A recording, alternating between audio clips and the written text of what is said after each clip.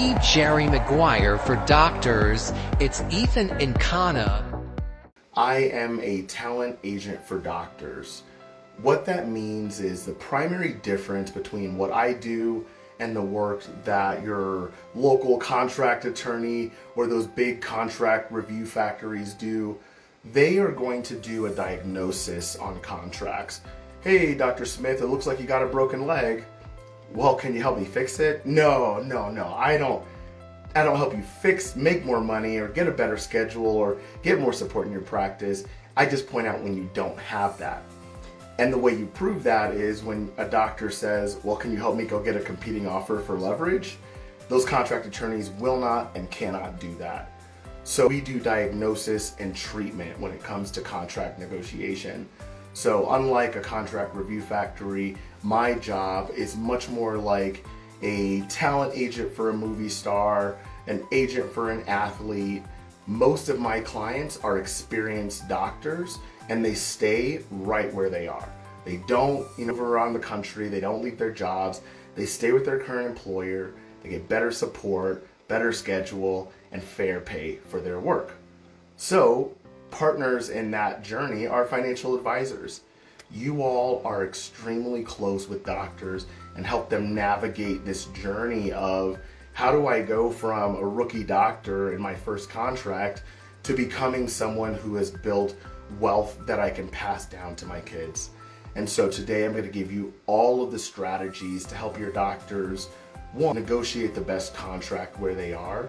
And we're also going to spend time on your experienced attendings who are already out there working and how you can add value for them to help them increase their discretionary income.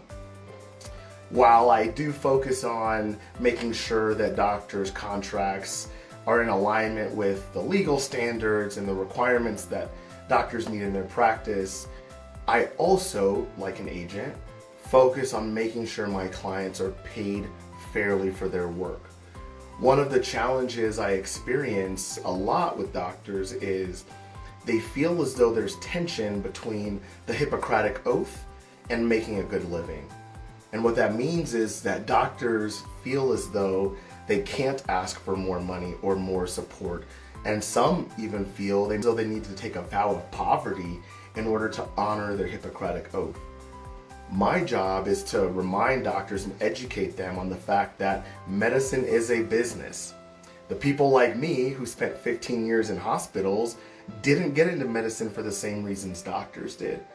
And what that does is it causes an imbalance of power and doctors end up getting taken advantage of. I'm going to talk with you about how you can help your doctors get paid fairly for the work that they do. They deserve it and they need you. Unfortunately, doctors don't get training in this. Secondarily, just about every doctor I talk to, with the exception of a very, very small few, have 6 figures in student loan debt, at least.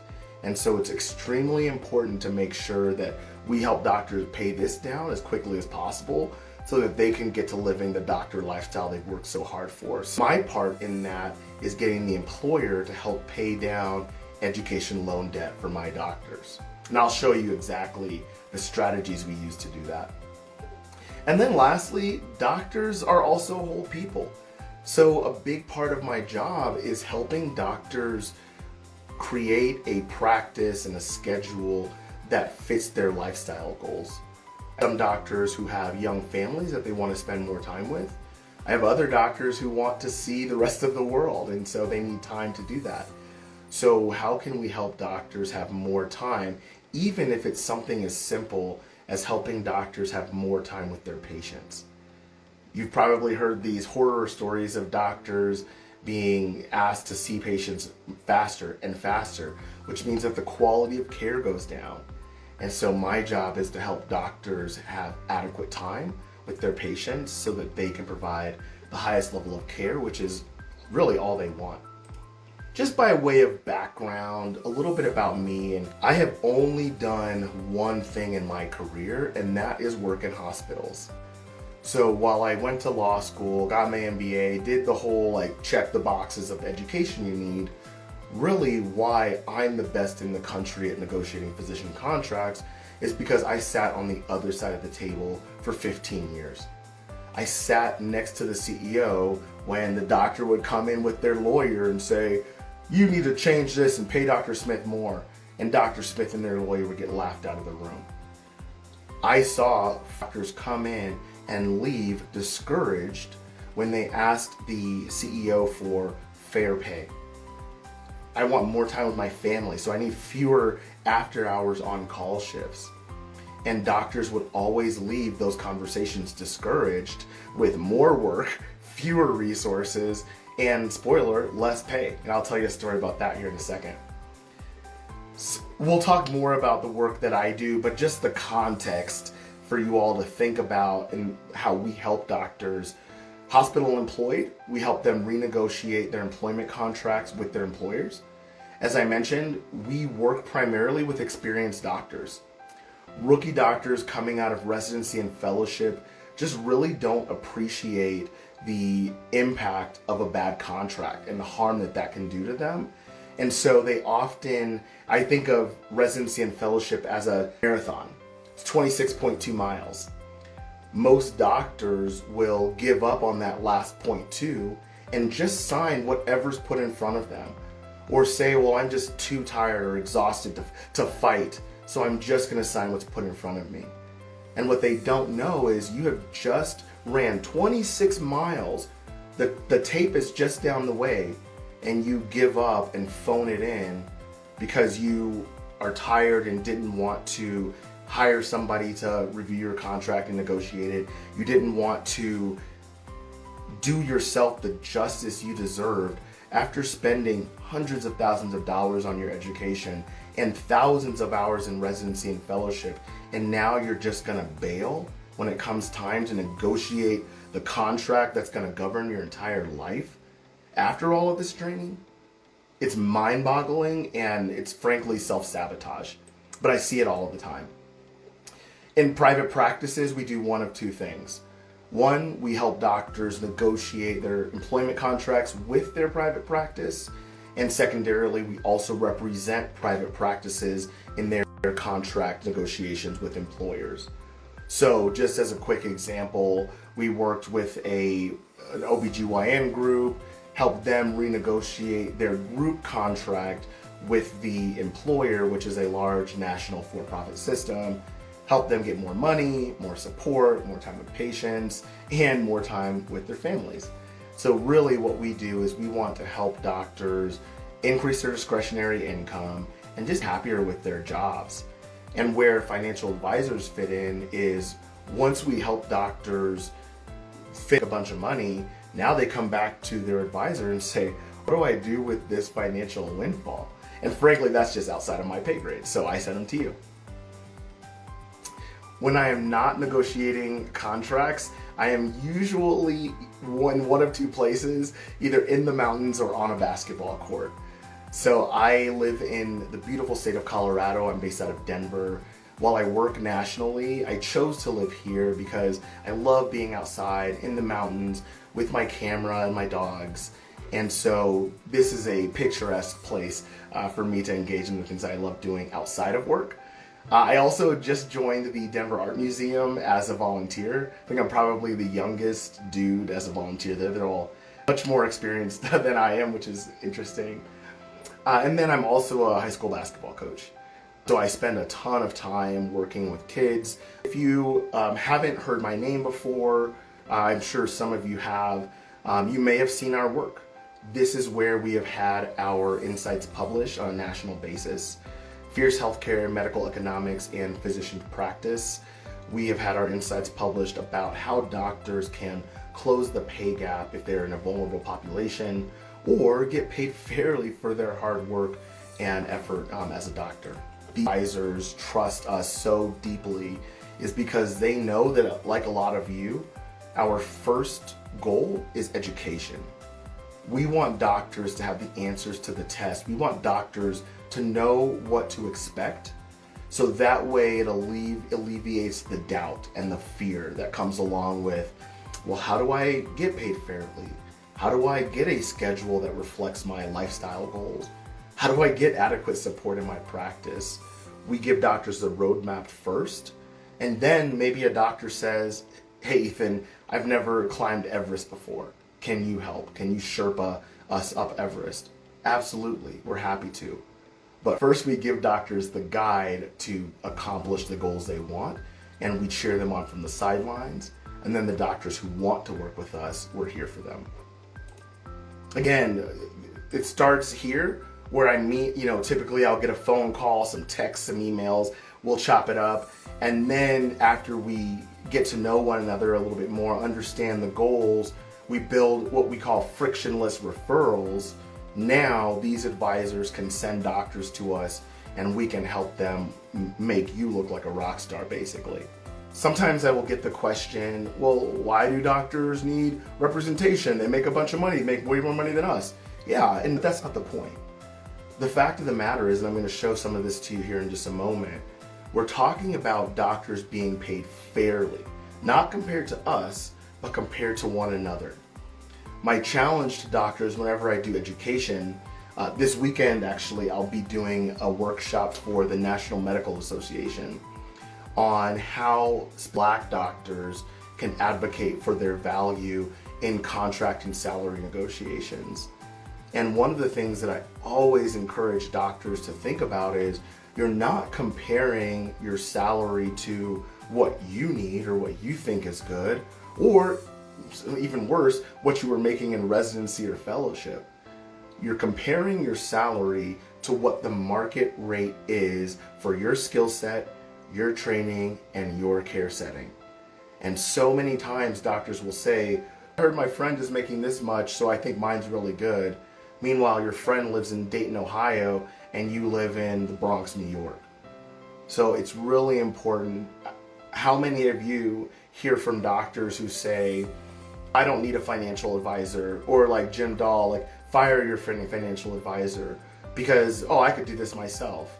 Sure you could. You could also cut your own hair. You could also draw your own blood. There's lots of things you can do for yourself that don't make you the best person to do that.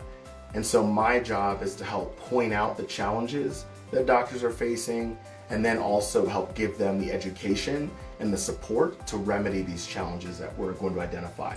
I have gotten really blunt about the fact that doctors are terrible at negotiating contracts.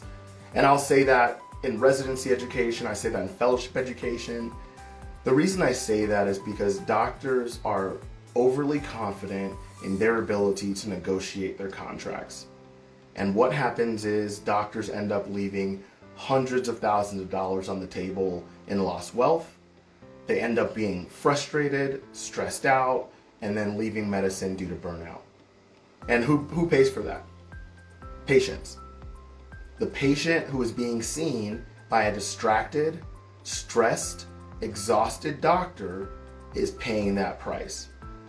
When all it takes is 15 minutes of courage for a doctor to say, hey, this is not my area of expertise. How can I give myself the best chance for success? Well, what I've learned over the years is doctors see patients who don't follow the recommended course of treatment. And the patients pay for that. Doctors do the exact same thing. Doctors I'll give them a recommended course of treatment. Here's the things you need to ask for. And they'll say things like, well, I didn't feel like I could negotiate. They told me it was a standard contract, so I didn't ask for anything else. Well, I'm not greedy, so I didn't ask for more. The only person paying that cost is patients, because a doctor is going to be stressed, distracted, and unfocused when they're focused on all of these things that have nothing to do with clinical care.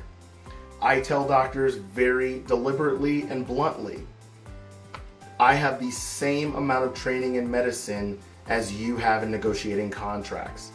So I could go into my local clinic and try to take care of patients in there. What would happen?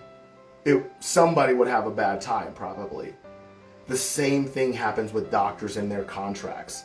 Doctors, for some reason, unlike me, have the confidence that they could go take care of patients with no training, i.e. negotiate a contract, and they end up getting rolled up by somebody like me, who has a law degree, studied negotiation, and spent a decade on the other side of the table.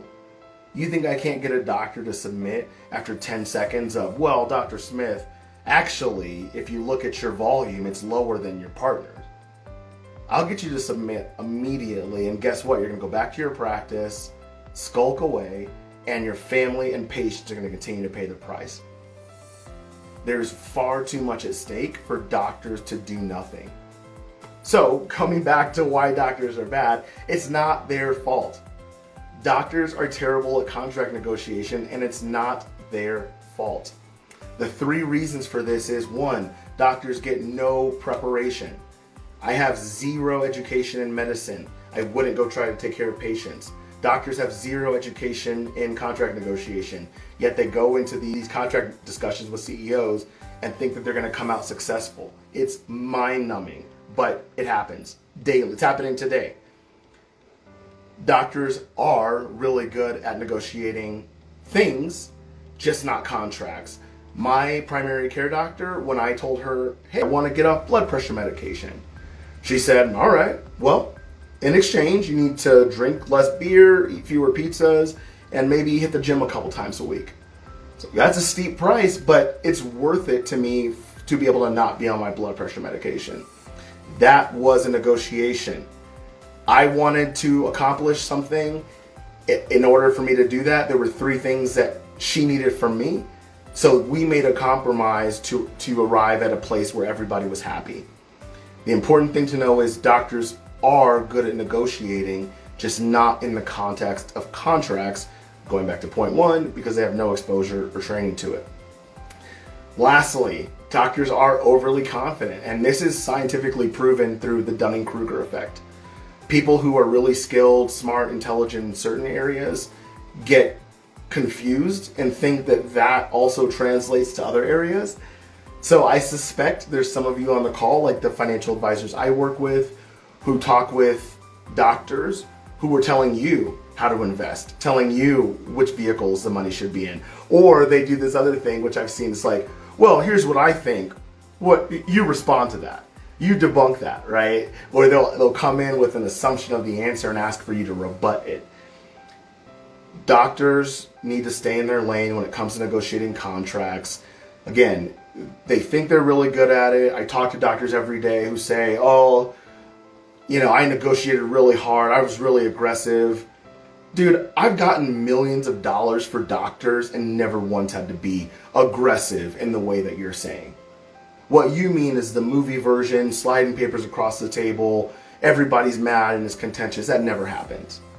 It never happens. Doctors conflate their expertise and education in medicine with the expertise and education in contracts because, well, they can read, they know what it says, they know how to talk about it, they know how to find the answers, which is a noble idea, but unfortunately it's foolhardy and it costs them millions of dollars in wealth. Doctors go into their employment situations. These are the top 3 things they complain about. I often say this is the process of doctors going pro.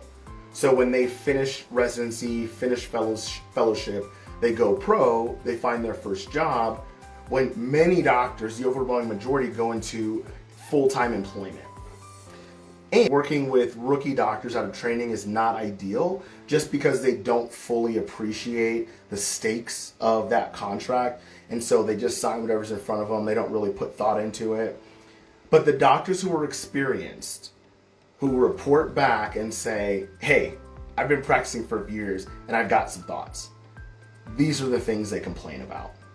1, there are people like Ethan with no medical background telling me how to practice medicine. I do not have the control and the autonomy I need to provide the best level of care. Secondarily, in order to get anything done, it takes 15 levels of approvals and 13,000 emails. So doctors feel like there's just so much bureaucracy in their job. And then lastly, doctors know that their pay will not be as high as their colleagues.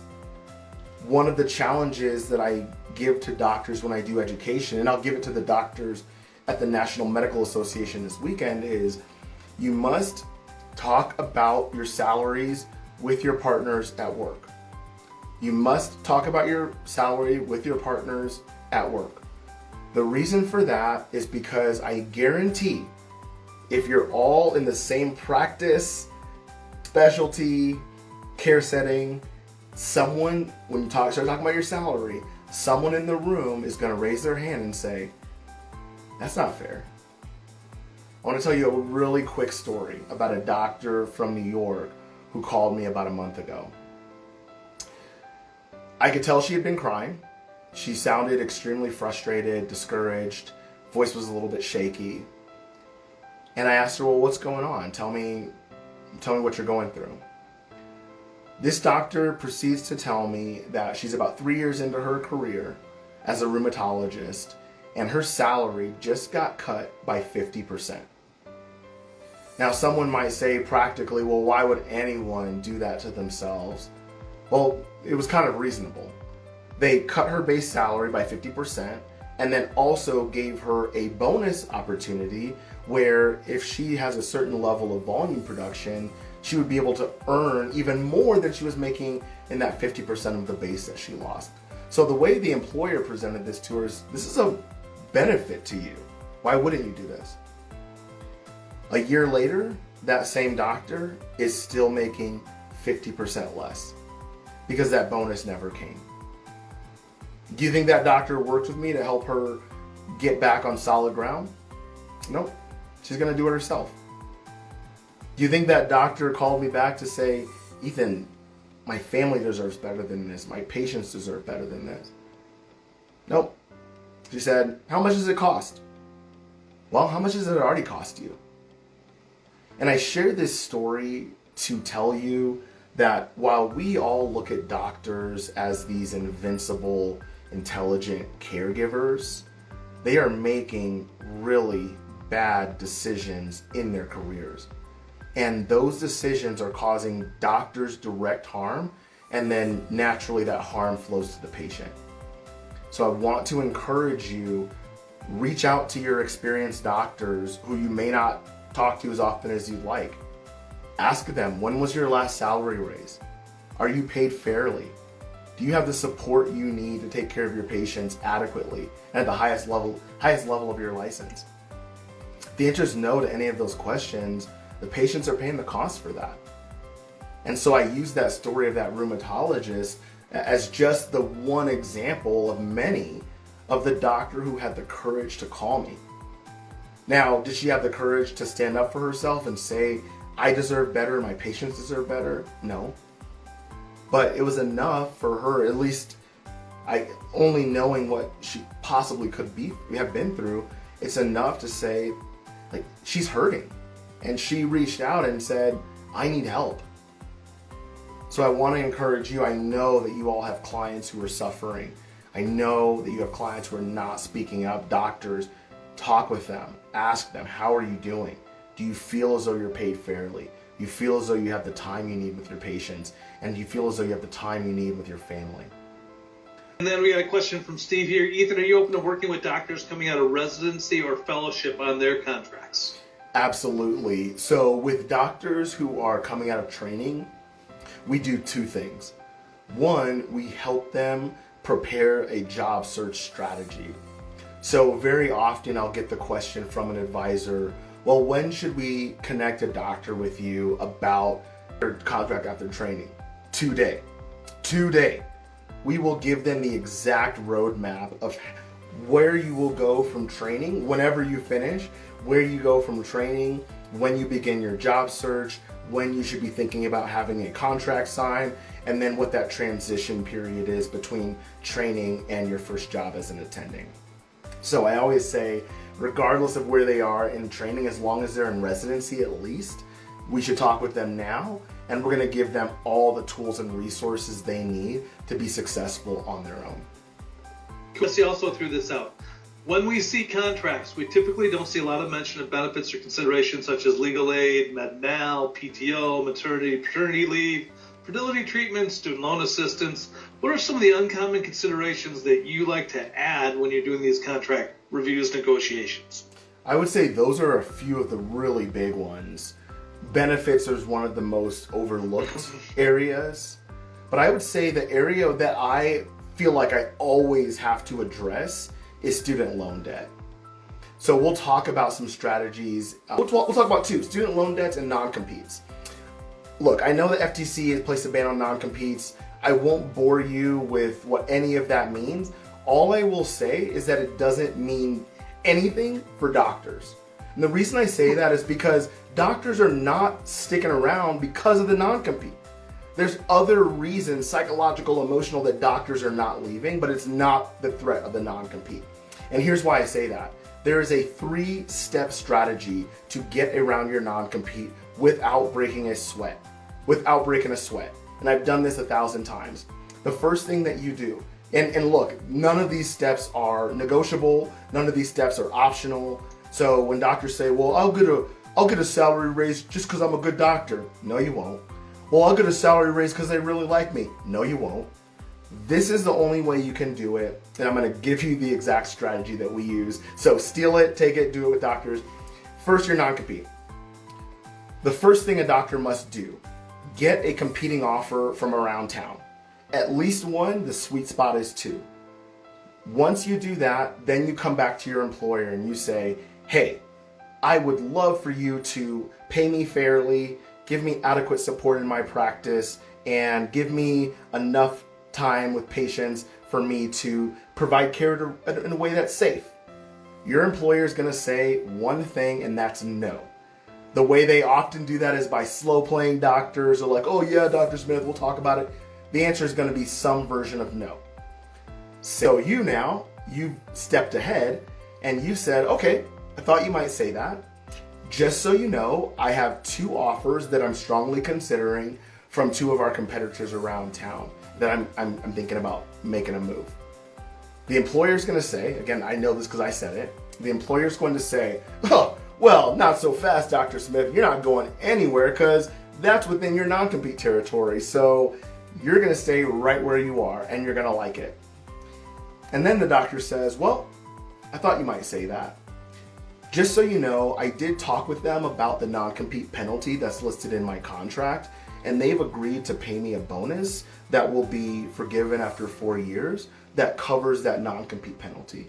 So that way, if you all decide to come after me and sue me, which I'm not sure why you would do that, but if you did, I would have the money to pay the penalty. Oh, whoa, hold on, Dr. Smith, not so fast. Let's have a conversation. Let's set up dinner. Let's go to the nicest restaurant in town and have dinner. That is the exact script. Cut it, record it, tape it. That is the exact script that you need to follow for your doctors to get a salary raise with their current employer and navigate the non-compete. So what's the conclusion? If the employer comes after the doctor and says, hey, you violated your non-compete, cool, here's the money that pays the penalty. If they don't come after the doctor, guess what? I don't got to tell you guys because you already know. The doctor's got a nice little windfall, right? And they come to you and say, hey, Rick, what do I do with all this? So I'm telling you right now, the non-compete hullabaloo that lawyers are pontificating about, it doesn't mean anything. It doesn't mean anything because that's not what's stopping doctors. The second thing that you need to look out for in your doctor's contracts is student loan debt. I know you guys are experts at student loan debt management. You guys probably partner with like GradFin and Student Loan Tutor. That's not the angle I take. The angle I take is how can I get the employer to cover the bill too, right? So the very first thing that we do is one, we ask for education loan debt assistance. This is an amount of money that's paid on an annual basis that goes directly towards the doctor's student loans. We've had conversations on this platform about the taxability of all that. That's a little bit above my pay grade. But the point is, what you want is for the employer to foot some of the bill for that student loan debt. So there's a 13-year kind of average pay down timeline. We want to cut that down to 10, to 8, to 5. So that way doctors can get to living the lifestyle they've worked so hard for and then have more discretionary income to invest with you. So I say student loan debt and then getting around non-competes are the 2 things that doctors often misunderstand or overlook. Cool. This question said, are there any specialties that don't benefit from hiring a professional contract negotiator, family practice, specialties like that, or do they all kind of benefit? Yeah, I'm going to show you they all benefit. I think that's a fair question. I think it's, my response is a little bit cheeky, but It's a fair question. Who benefits, who doesn't? The answer is all doctors benefit from having an expert because no doctors know what's in their contract. If a doctor knows what's in their contract, it makes me concerned how good of a doctor you are. Because I've spent 15 years studying this, thousands of hours getting a legal education, bunch of hours getting a business education, and then 15 years on the front lines of being an executive in a hospital. I know contracts. And I can say with confidence, I know contracts better than anybody else in the country because I know it from that perspective, right? I don't care about, if you go to my LinkedIn, you'll see people pontificating about, well, non-competes, blah, blah, blah. I'm here to get doctors paid.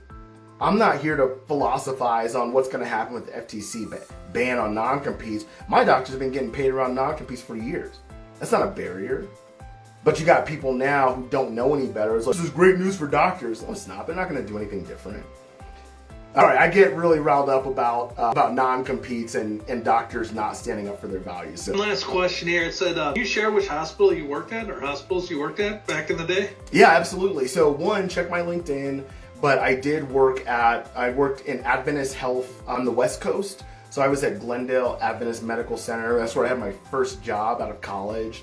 And then I worked at a health system in Ohio called Kettering Health. And then here in Colorado, I worked at Centura Health when that was a thing. It's actually a marriage between Advent Health Systems out of Florida and Common Spirit. I think it's out of the West Coast, California. So I've worked for 3 national multi-state health systems in my career. Robert actually just threw out a great question if we have another hot second here. Are there facilities that work better than others for contract negotiations? The VA, nonprofit, for-profit, does it matter? Yeah, that's such a fun question because the easy answer is like negotiate against everybody. But the practical reality is I often say that it's more difficult to get government and academic employers to move. So I'll show you some examples of where we have, but those are just a little bit harder to move. So I often say private practice, large multi-site health systems, private equity if you have any doctors in that space. There's kind of a script you follow. The steps are pretty predictable. But maybe government academics are just as predictable in their lack of movement. So the distinction that I would make, government, hard to negotiate with, military, VA, etc. On academics, it's not so much that it's hard to negotiate as much as you're negotiating different things. So I often share that my doctors who go into academics typically have a little bit of a different motivation than my doctors who are in private practice especially, but otherwise large multi-site health systems. So in academics, instead of focusing as much on how busy you are and your compensation, like you might focus on in a multi-site health system, in academics, you're focusing more on time. What is the doctor's time for research? What is the doctor's administrative time? Usually you'll see them split in 2 where you have clinic time and administrative time, or clinic time and classroom time. So on academics, I often say it's lifestyle that you're negotiating much more than you are in private practice.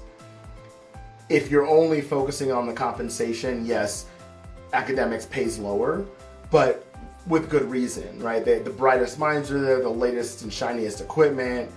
They don't have to work as hard to attract talent. So generally speaking, government is kind of a tough one to negotiate with. Academics, less movement, but more so focus your attention on the doctor's time and lifestyle. Everybody else is fair game. Cool. Well, that's all the questions for now. Sweet. Keep them coming, man. Like, So, physician burnout is a hot topic, but it's more than a hot topic. It's what doctors are actually living. It's this idea of moral injury. And the reason I don't like the burnout idea is because it implies that, well, a doctor couldn't handle it, or a doctor wasn't strong enough, or didn't have the stamina. And that's just BS. They were pushed too hard, didn't get the resources they need, didn't get the support they need. Think about like residency, how much doctors work in residency. It's ungodly, it's unsafe, frankly. And so employers like me know that, oh, when Dr. Smith gets out of residency, they're used to grinding when it comes to patients. So they'll do the same thing for me. And now they're getting paid so much more money, they're not going to complain about it. And then what do doctors do? They suffer in silence until they get to a breaking point and they call me crying saying, Ethan, they cut my salary by 50%. Don't wait until they cut your salary by 50% to call your financial advisor, to call me and say, I need help. Do not wait. So these are the things that doctors are experiencing in terms of burnout. Too many bureaucratic tasks, too many hours at work, no control, like all of these things that you and I probably experience in our jobs, but the stakes are just so much higher for doctors when you're talking about life and death situations, when you're talking about the Hippocratic oath that doctors have given to do no harm to their patients, and somehow feeling like, well, how is doing no harm in conflict with making a living that reflects my hard work? I also talk about the gender pay gap for women physicians. My mom, as an anesthesiologist, pointed this out to me initially and she just said you need to pay special attention to women doctors. I didn't appreciate what the data would show, but for generalists, they make about $60,000 less per year than male physicians for the same work. And on the specialist side, so think like radiologists all the way up to your neurosurgeons, that number's a lot closer on average to about $100,000 in pay gap, or 30%. There's also pay gaps along racial lines. So this weekend I will be with the National Medical Association giving them a workshop on negotiating fair pay for Black doctors and some of the challenges they experience. So, I've also published an article about the pay gap by race as well as the pay gap by gender. This is the dirty, dirty secret of healthcare that doctors don't know about, and I kind of think they don't want to know about. But I tell them about it anyway. When I worked for hospitals, my job was to quantify how valuable doctors are to us in dollars and cents. So while doctors think of patients in terms of, that's a human, that's a mother, a brother, a sister, someone who's anxious or worried, hospital execs think of patients as RVUs, dollars and cents, cases, visits, etc. And so what they do then is they use that lack of awareness to just burn every dollar they can out of doctors. When I was working in hospitals, I would quantify for my CEO, here's how valuable Dr. Vogt is to us on an annual basis. He's a cardiovascular surgeon. He does this many procedures per month, which is this many procedures per year. Here's our reimbursement. So here's how much money we made. And what Dr. Vogt didn't know is that number was north of $2 million. And so when he would say, hey, can I have an extra day off to go see my kid's soccer game? Whoa, Dr. Vogt, another day off? You had a day off last year. What are you doing? Not realizing that what he's threatening is that $2 million number that hospitals are counting on. And that doesn't even touch on Dr. Vogt asking for, can I just have a couple of bucks to change my salary along with the cost of living? Don't ask for money. I talked to a doctor, this is a real doctor here in Denver. She's a OBGYN specialist. I did a dinner for doctors in Denver, and we did a workshop on, I tag team with a financial advisor, and we did a workshop on how to get paid fairly. And then once you get paid fairly, here's now how you grow and save that money from a financial advisor perspective.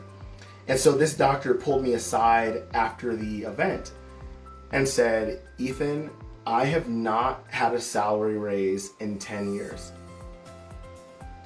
Now, I'll let you guys pick your jaws up off the floor, but if you're like me, you know 2014, how much money were you making? What was the cost of a gallon of milk in 2014? And now these doctors are being paid the exact same thing 10 years later. And guess what that doctor has done about that? Nothing. And when I saw her, I bumped into her at another event we were both at, and I said, well, talk to me about why your partners wouldn't all band together and say, we haven't had a salary raise in 10 years, that's not fair, because you know the CEOs and executives have. And I said, well, why wouldn't you just come together and talk about this? Well, they don't know if there's going to be anything better or if they're actually going to get it. Well, I can guarantee you one way you won't get it, by not asking.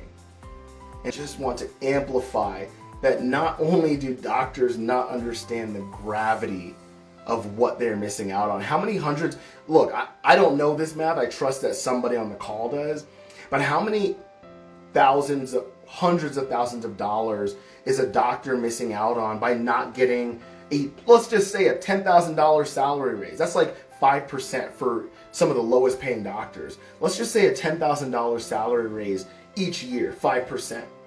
What would that mean to a doctor over the course of their lifetime if they work with someone like you who helped them maximize it? We're not talking about big dollars here. I'm going to show you some big dollars, but that's not what we're talking about.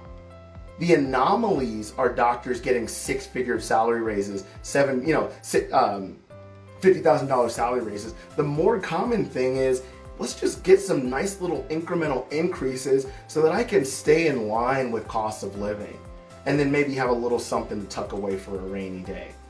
And so we're going to talk about some of these big numbers that we get to negotiate for doctors. I'm going to draw your attention to the numbers I want you to see here. So just going left to right, these are all primary care doctors, these three. The first one, we increase her offer, and I think this also goes back to the question that Rick raised earlier, where we said, does it make sense for every specialty to negotiate their contract? The easy answer is yes, but now I'm going to show you the evidence for that. Generally speaking, I tell my family medicine doctors, you don't get out of bed for less than $200. If you do, they're underpaying you. So for this doctor, we increased the offer by $50,000, right? So her signing bonus went up by $20K, her base salary went up by $20K. But what you don't see here is this is a 3-year contract. So her salary went up by $90,000 over 3 years, and our fee was a fraction, not even 1% of that. So we're talking about massive numbers, $50,000, $37,000 increase in the offer, but that's child's play. This is a neurosurgeon we just negotiated a contract for who's making $750,000 in his 3rd year out of training. The average for where he works in the care setting is about $600,000. So $600,000, that's an amazing number. Who wouldn't want to make that? Right? His colleagues are making $600,000. But guess how he feels when he walks in and they're all talking about their salary. He's like, wait, I'm making $750 for the same work. So I want my doctors to be envied by their partners because they have the pay that is fair, a schedule that gives them time with their patients, and then enough time to be able to do the things they really enjoy. This is an orthopedic surgeon. We increased the value of her offer by $159,000. The base salary went up. This is a 5-year contract. Base salary went up by $119,000 per year. So the only way that doesn't make sense for that doctor is if I charged her $119,000, right? Then it would have been a wash. But again, our fee is less than 1% of what we earned the doctor in the first year. This doctor got a $103,000 increase. This doctor got a $156,000 increase, radiology and neurosurgery respectively. And then this is one of my favorites. And I just want to take a minute to brag on these docs because these docs are the shining example of how doctors can get paid fairly, have time that they need with their patients, and have schedules that honor their lifestyle goals. I was called by an attorney who said, hey Ethan, I've got these doctors, there's 6 of them, they're all women, and they are really frustrated with their national for-profit health system employer, who I imagine some of you with that description know who I'm talking about. So I went in to talk with these doctors, and the first thing we do is a diagnosis. What's going on? Where does it hurt? Talk to me about how things have gone so far. And then once we got into our analysis and prognosis, we were able to say, you are being disrespected by your employer. So much so that you're being paid a fraction of what the people that are elbow to elbow with you are being paid. So I went in to talk with their employer, and look, I've done this long enough. I'm not going to waste my doctor's time, and you better know I'm not going to waste my time going in and asking an employer for a salary raise without having some leverage. So I met these doctors, brought them on as clients, all 6 of them, and I got to work. I went around town and I told every employer in town, I have got the most amazing group of women physicians, and they are just itching to be in a place that honors their values as physicians. Now, here's the thing. Those doctors didn't want to leave. So if they didn't want to leave, why would I go talk to another employer? Going back to that non-compete scenario that I set up earlier, it is an unskippable and unavoidable step in the process. If doctors want to be paid fairly, they must get a competing offer, even if you want to be paid fairly with your current employer. So with these doctors, what I told them is, look, as long as you're willing to consider your options, I'm going to make this better for you. So what I did was I went around town, got them some offers that were way more than what they were. I mean, we're talking 6 figures more than what they were making. Then I came back to their employer and I said, hey, Mr. CEO, I think that these doctors deserve to be paid more fairly based on what the market is for their skill set. And the CEO said exactly what I expected him to say. Ethan, if we pay them a single dollar more, we're going to end up in prison for violating Stark and anti-kickback. I said that 1,000 times in my career. So I said, okay, thought you might say that. Just so you know, they have offers from 3 different hospitals around town, and they're strongly considering them. So the CEO takes us all out, the doctors, and whining and dining them, and he says to them, I want y'all to stay. I love you. But if you leave, I'm going to make your life hell. So what we did was we went and got that non-compete penalty paid for by the new employer. We got them fat salary raises. We're talking 6 figures. And then on top of that, we helped them get the support they need in their practice to live the version of the practice they dream about. Then when I come back to the employer and say, just so you know, these doctors are planning to move forward with this competing offer. Any last things you have to say? And the CEO said to me, Ethan, what number do we need to hit for them to stay? And that is the final step of the dance. Once you have a competing offer, you have leverage, and the final step is to come in and say, if you can't honor what I need as a physician, I need to find an employer who will. And these doctors ended up getting $1.1 million in annual increases in just base salary. And what we did, the way we did that is, those doctors are paid very differently. One was paid, 600 plus after we negotiated, and some others, around the 300 mark for reasons that they have chosen, lifestyle, how busy you are, things like that. But through this deal, we negotiated the highest salary for an employed OBGYN in the city of Denver. And we did that because those doctors were willing to lock arms together and say, we deserve better. Our patients deserve better. So I'll go back to the question that Rick asked earlier about how I get paid. So if you look at these numbers, these doctors up front, they paid a retainer to hire us, and that retainer is a nominal fee. The point of the retainer is so that we're all on the same team and rowing in the right direction. And then what we do is we charge doctors a % of their base salary. The reason we do that is, one, because we are talent agents. Talent agents' compensation is based on the value you get your clients. I'm not like some contract review factory that's getting paid $250 to churn and burn contracts. That's not helping anybody. So my job is to help doctors fulfill your goals as a physician and also be paid fairly. So in this particular case, my fee was a percentage of the increase that we earned the doctors.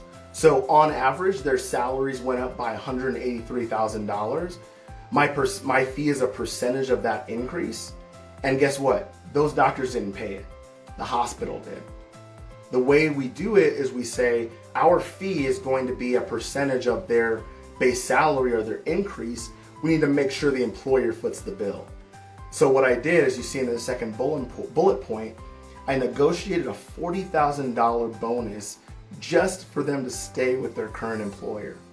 So on Friday I went to work, shut things down. On Monday I clocked in. I'm making $183,000 more for that same work. And you're also telling me I just got a nice fat $40,000 check?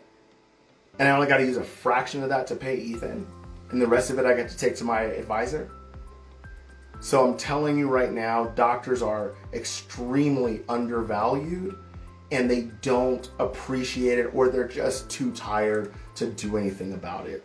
So these are massive numbers for anyone, right? The question it leads me to think is, if these doctors were paid as fairly as the employer said, then how did they find the money for six-figure salary raises? Make sense to me. This is a family medicine doctor who moved 2 miles away. She moved 2 miles away from her employer, got a base salary raise of $70,000. On top of that, we got her a bunch of bonuses, $50,000 plus. And our fee is a fraction of this $70,000. And then we negotiate that fee into their contract with the signing bonus. So the employer gives the doctor everything they'll need to pay us. And then it's easy breezy.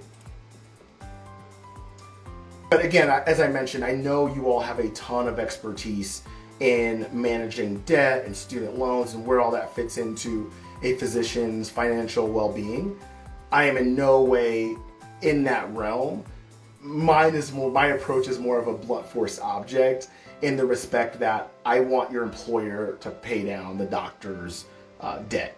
So the first thing that we do is when a doctor is in the contract discussions, we always ask for education loan debt assistance.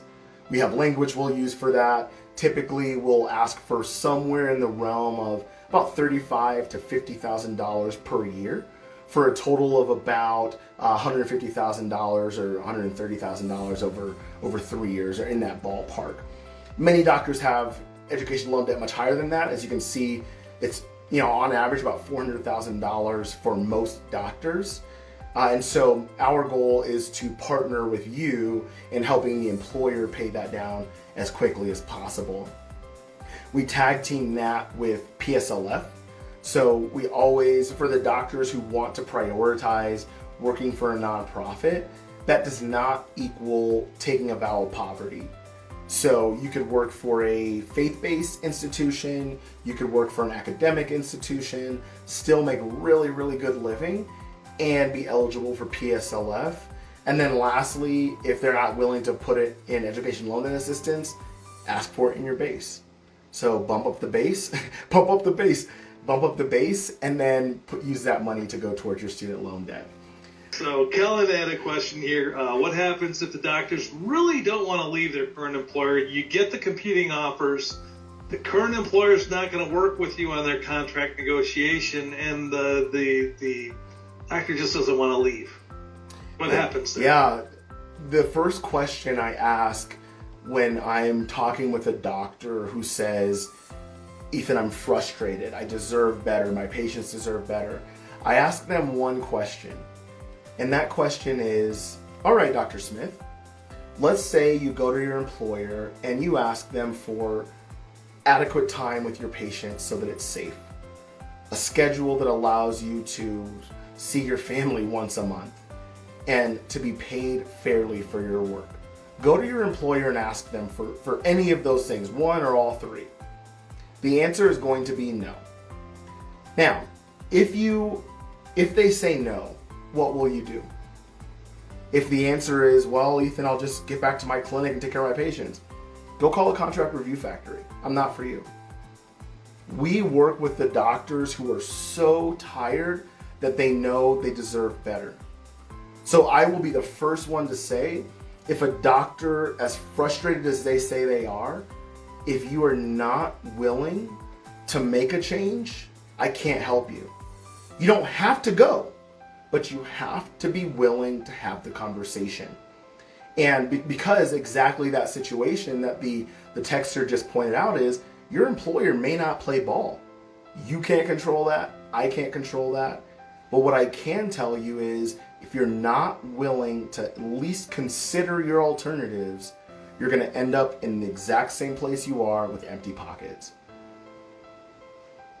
Aaron has a question for you here. He says, does your firm also review contracts for a fee? If the client really doesn't want contract negotiation assistance, they just want someone to look at that contract and tell them if it's good, bad.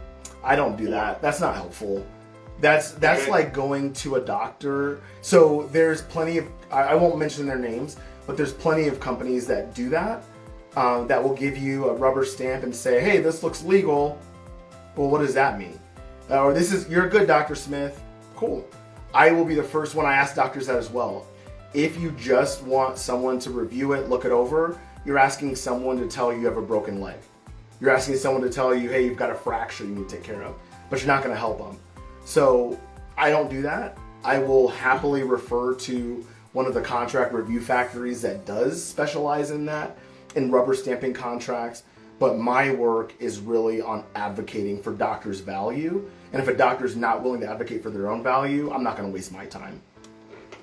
Okay. Mark had a question here. You know, for your compensation, you take a percentage of what you negotiate in terms of the increase. Is that just over 1 year or over 2 or 5 years, or how long do you get that percentage of the increase for what you negotiate for that position? One time up front. So when that doctor signs their deal, they're going to get paid that big fat signing bonus. They're going to make way more money. And then we're just going to ask for a little piece of that signing bonus. Okay. Leanne had a question here. She said, silly question, but does someone already have to have a contract in order to work with you in negotiation? I'm more so asking, how are you able to engage with residents or fellows? That is not a silly question. I'm glad you asked that. I will help them in the job search. So we help doctors find jobs. We help doctors submit applications. We help them contact employers. We do all of that. So that kind of goes back to the comment I made early on. Like, if you're ever thinking about when is the right time to connect my resident fellow with Ethan, today. We will help them today, even if we don't have to really take action or have a relationship for another 6 months or 9 months. Maybe a doctor says, I want to DIY it.